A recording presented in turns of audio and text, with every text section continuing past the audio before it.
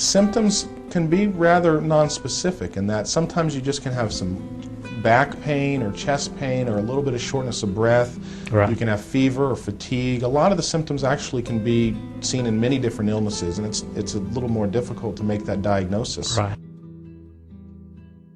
Usually, just like most other disease processes, the first step is seeing your physician and getting a detailed history and physical from that physician.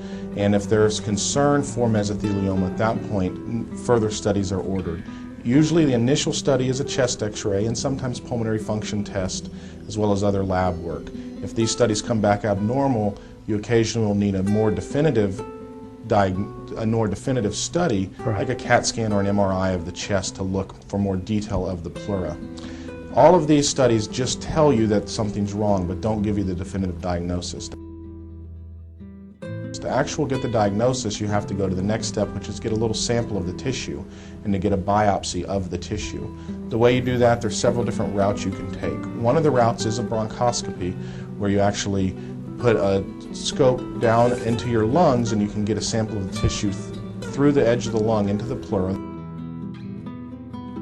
The other option is a thoracoscopy, where you actually put like a telescope device down into your chest through a small incision in the upper part of your chest, and you can take a sample of the tissue that way. Well, on the x-ray, it's just a chest x-ray, and you can see the white shadow in the middle is your heart, and on each side the dark structures are your lungs.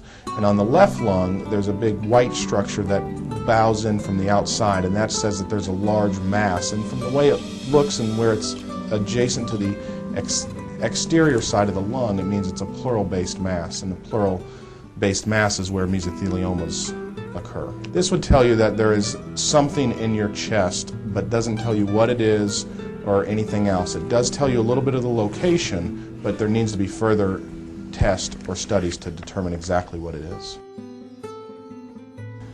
The procedures are all minor in nature.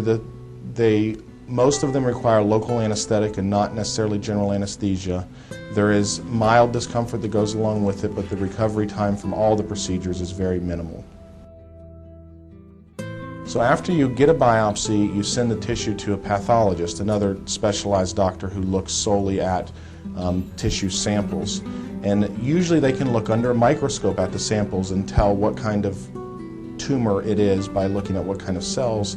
Sometimes they need to do special staining, sending out for electron microscopy or other special stains, antibody stains, and other special agents that help make a more definitive diagnosis of the actual cell type.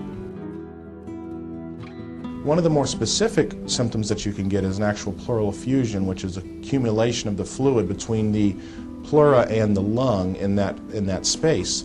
And that is pleural effusions occur in different disease processes, but it's more sensitive and more worrisome for the diagnosis of mesothelioma. You can place a needle into that space and doing a procedure called a thoracentesis. And you numb up the skin and numb up the tissues underneath the skin and place a small needle into that space and drain the fluid out, and you can drain all of the fluid out. This is an image of a lung that has been removed from a patient who had malignant mesothelioma. There's a white fibrous tissue that surrounds the lung, which is the cancer cells of the mesothelioma. The lung itself is studded with small fiber deposits and is very diseased as well, but the malignancy is that thick rind of white tissue that surrounds the overall diseased lung.